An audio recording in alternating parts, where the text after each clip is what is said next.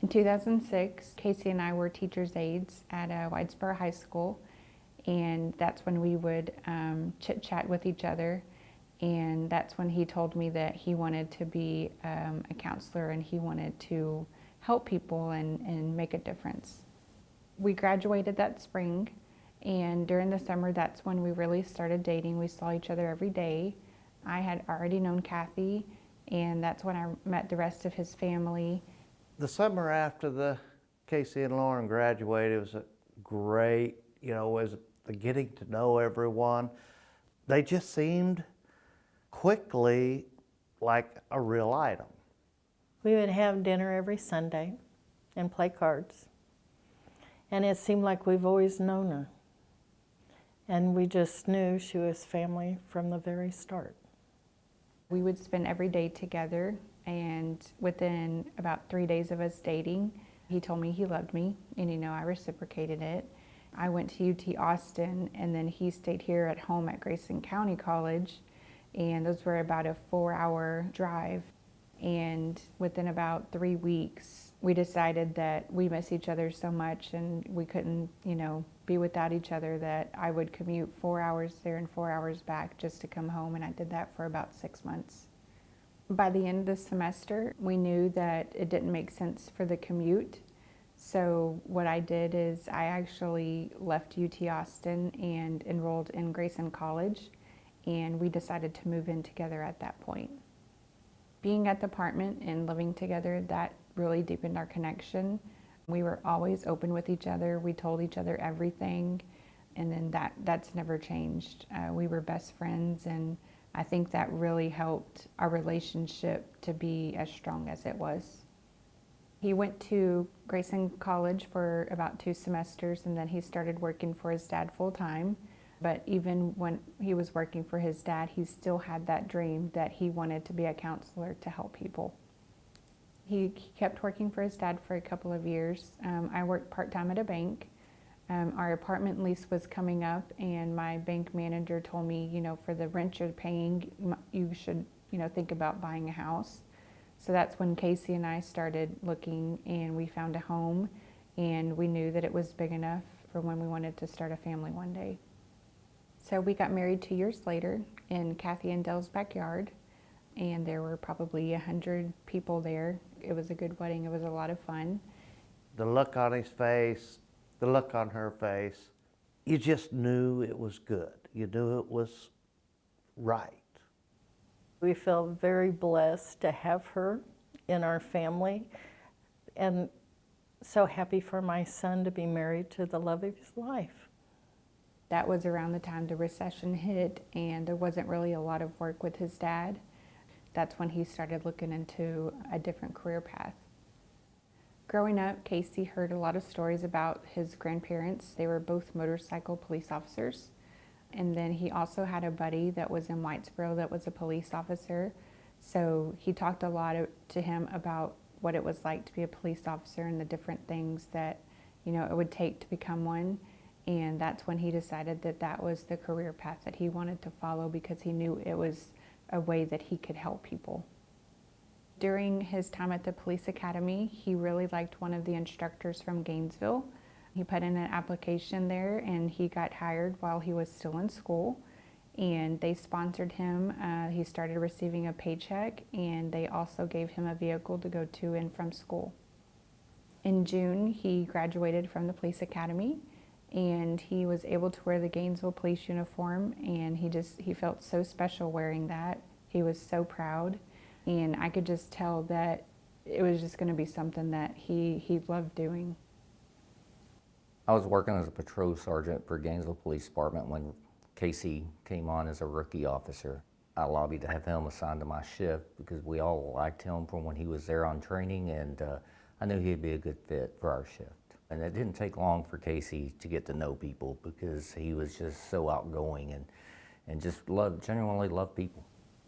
We always talked about we wanted to have kids, and so at that point in time, we started trying, and in February, that's when I got pregnant. She came in one afternoon on our Sunday dinners, and she looked a little rough. So I asked her, hey, would you like something to eat? And she's like, oh no. And I said, so you pregnant? He was certain that the baby was going to be a boy. And when we did our gender ultrasound, it showed it was a little girl. And, I looked over at him and I saw his reaction. He was just grinning from ear to ear. And I just remember we went outside and he called everybody with just all the exciting news. And, he's telling everyone, I'm having a girl. On the way home from the ultrasound appointment, we started talking about names. And that's when we decided to name her Brynlee. He just always glowed whenever he talked about Lauren. I still remember whenever he told me about them expecting Brynlee, and I mean, he was just so proud and just so full of joy. I thought the buttons were going to pop off of his shirt. While I was pregnant, I know he shared a lot of the joy with me. He would bend down and talk to her and just, wanted to make sure that she knew his voice, and just told her how much he loved her already, and she wasn't even here. She was born on October 29th. Casey was there for the entire 26 hours of labor. He was there for her birth. He was the one that cut the cord. He gave her his first bath, and he couldn't take his eyes off of her. Eventually, we did have to put her in daycare. Me and Casey would switch off on who would pick her up or take her to the school. And then on the nights that he was off, he would stay up and watch her just to make sure that I got rest. Casey wasn't just a cop. Casey was a great human being. I mean, Casey had a compassion like no other. And there's different types of cops, police officers, the people that just like to put bad guys in jail and rack up big numbers. But then there are the type that also, they're really there because they generally want to make a difference in people's lives. And Casey embodied that better than just about anybody I've ever worked with. One day, Officer Robinson pulled me over and he proceeded to arrest me because I was driving and getting high. Later in jail, he sat me down, talked to me, and said, "You need to get it together. You're a good kid, and I can tell that this is not where you belong. So you need to get your life together. Otherwise, you're gonna end up dead." And he had this inner strength about him when he said that to me that it's just something about that just sat with me. I haven't been able to forget that. If it wasn't for him, honestly, I wouldn't be here. I was in a bad path, and it saved my life.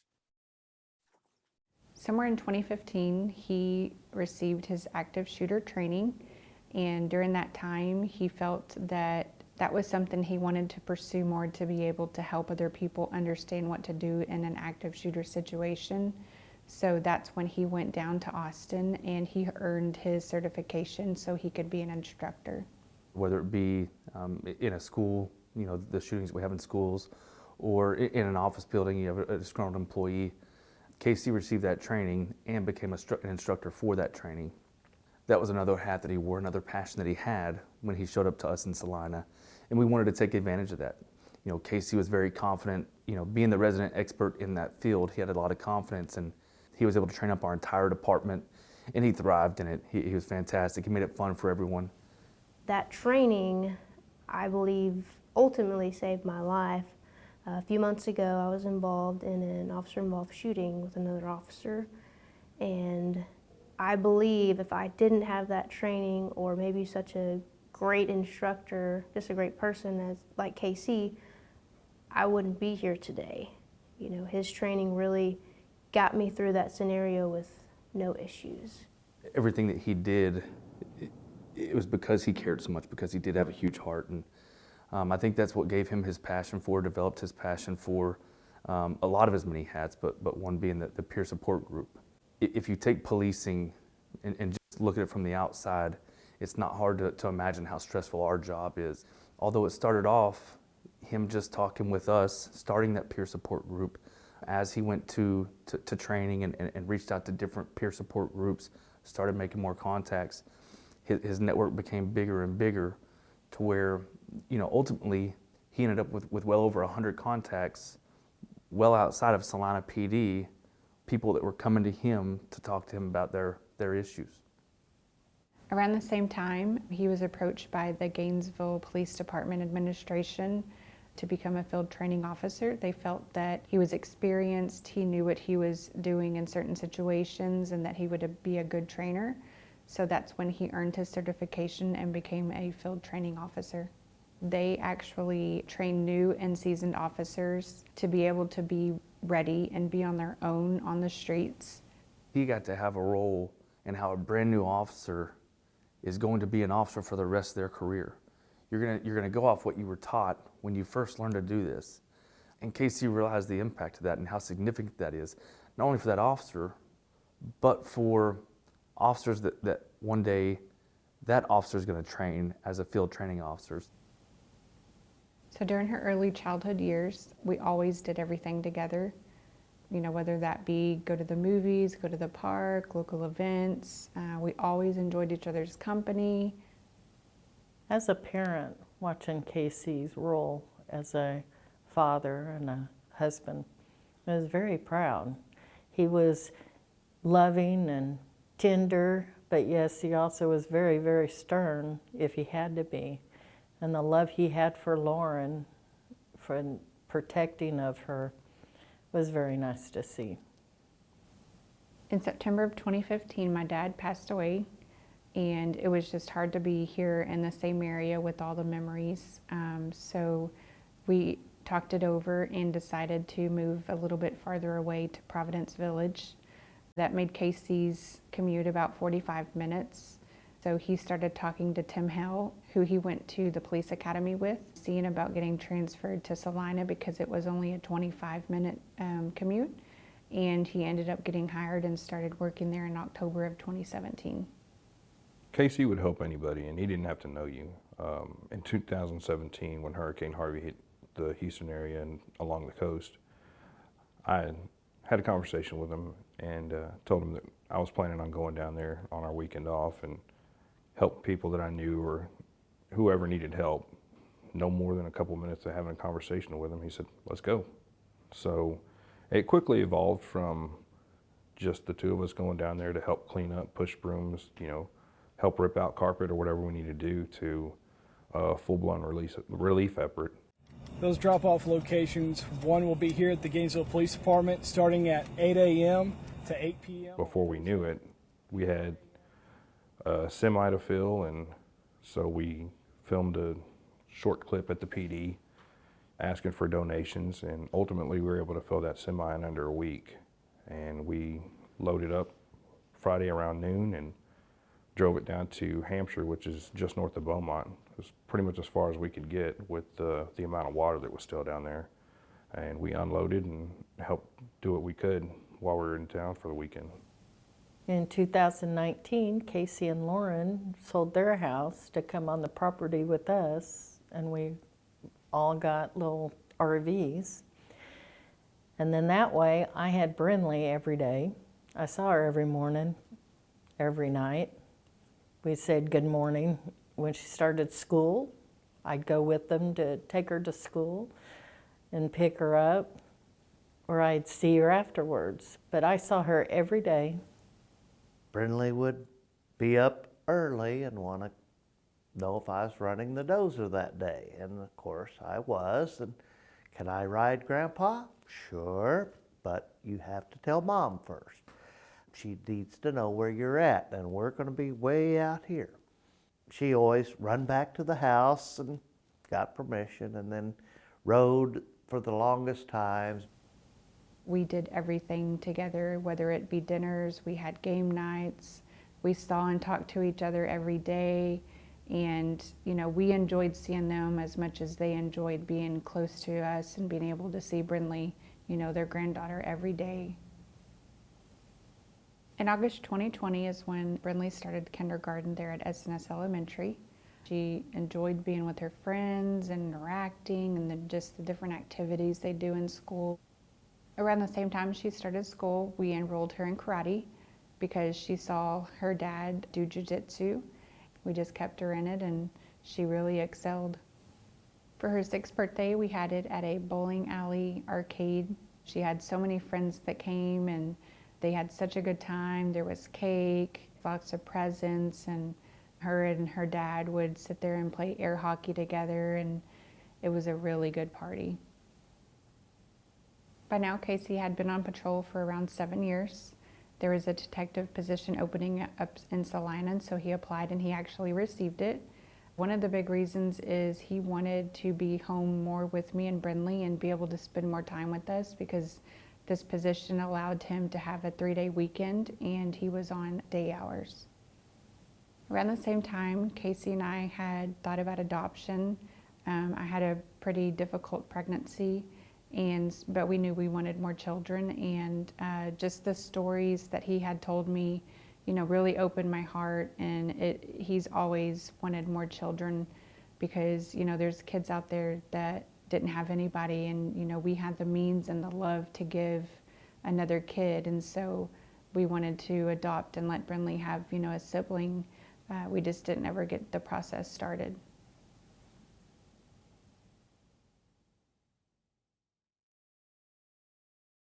An off-duty Salina police officer and his daughter have died after a violent wreck this afternoon. This was in Whitesboro. It's about 30 minutes or so from Salina. Investigators tell us several drivers, including Detective Casey Robinson, had stopped for an unloading school bus, and then a garbage truck crested a hill and ended up slamming into several of the vehicles. Several other people were also hurt in this wreck today. The Salina city manager is asking for prayers for Officer Robinson's family at this time. I get a text from my dad saying, he was asking, well, what am I doing? And I told him, giving my son a bath. And he texted me, well, I need you right over here right now. I get over there, I see Salina Police Chief and Detective Kyle Peck. And I guess my dad was already on the phone with Mom. And they told me my brother was dead. And I just paused. And then they told me Brynlee went too.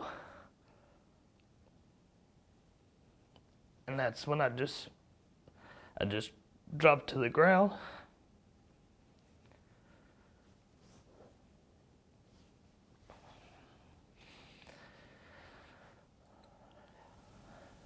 When I got to the hospital, I was told she was revived twice. She was in really bad shape. And for a little bit there, from what I understood, they didn't think she was going to make it. And Tim Hill was telling me where Casey and Brynlee were at, and I told him, you don't get to leave without me. We go to the, like better terms, the Dallas Corners off, a little spot down there, kind of right there in the middle of everything in Dallas. I get there, and that's when I see Wilson, I see a bunch of Salina guys. And first thing they told me was, I never met you, but I felt like I've known you. Because all my brother talked about was his family. Troopers, officers, and firefighters from all over the area escorted the body of Salina Detective Casey Robinson from Dallas to Whitesboro the day after he and his 6-year-old daughter were killed in a crash. His wife also badly injured. The procession to bring Detective Casey Robinson home happened Tuesday afternoon, just over 24 hours after his death. The Gainesville Fire Department performed an honorable act of service, turning on their lights and saluting on the overpass bridge above I-35. Then we make it to Mitter's funeral home. We unload them, put them where they're going to be held at until we can decide cremation or not. Next day it was just kind of like, it's hard to even believe. Like, for some reason, I thought I was just gonna wake up and be a bad dream or something. But then it was just reliving it. The decision was made on Wednesday that we were going to cremate. So now we just had to escort from the funeral home in Whitesboro to another funeral home in Allen where they could accommodate the cremation. It was special for the Robinsons. They were right there in the funeral procession with us. all you see is just colors, just all the people that had come out to say bye to Casey, and you had people that were just parked on the side of the road that were waiting for it, flags sticking in the road. Everyone just trying to honor Casey and Brynlee. And by the time we got into Salina, the escort had easily grown to probably a mile long. So on Thursday, we had a vigil in front of the police department. I told Dale, I was like, if there's one thing that I could stand up here and convey to everyone standing out there that don't know who Casey is or don't know why he was so special, I didn't want to miss the opportunity to do that. And that one opportunity was to express just how big Casey's heart was. And that's why he was so good at training. That's why he was so good at teaching. That's why he was willing to take on other people's problems when he had his own problems. And that was my biggest focus, was just to convey exactly how big his heart was and why it was so easy for him to touch all the people that he did. The day of the funeral, we're driving up together. We had Lauren in the car with us. Lauren's still banged up, so we had her in a wheelchair so she didn't have to be standing for very long. When it was time to all go to our seats, they opened the door, and I mean, just boys in blue everywhere. Tons of people. By the end of it, I couldn't hold it together anymore. It was nothing short of a hero's funeral. A couple weeks after the funeral, she started the grief counseling. And when she would come out, you know, we'd both cry. And, you know, she didn't want to be here. She didn't want to live. So we finally worked on it and got her to honor them and live for them. We have crosses on 56.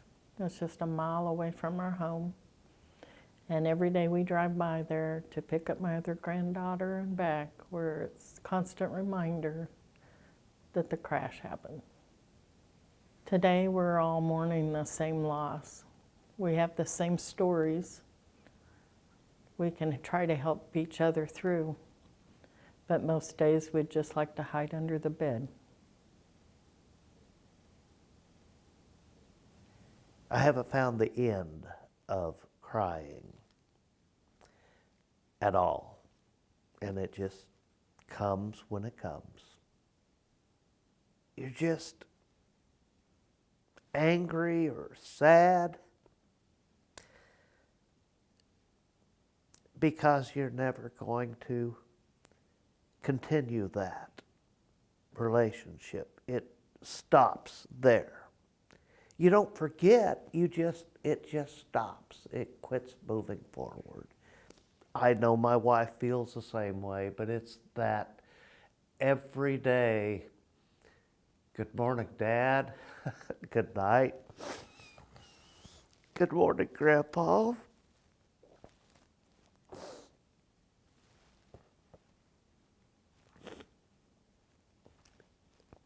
And it is just gone forever.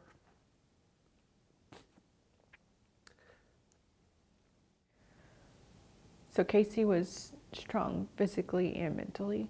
And, you know, I thought he would be always prepared for the worst. And I felt safe with him and knew that he could be the strong one and take care of any situation. And never in a million years would I have thought that this is how he would have passed away.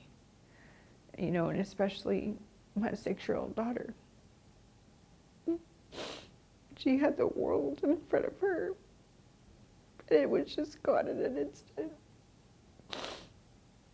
I never thought in a million years this is how either one of them would pass, or that my daughter would pass before me. It's just, you know, sometimes I just feel like I'm stuck in a nightmare. And, you know, it's like, for the longest time I just wanted to sleep all the time, because it's like, you can sleep and not think about it, and then you wake up, and then it's like you start the day all over, that this nightmare is real, that it actually happened.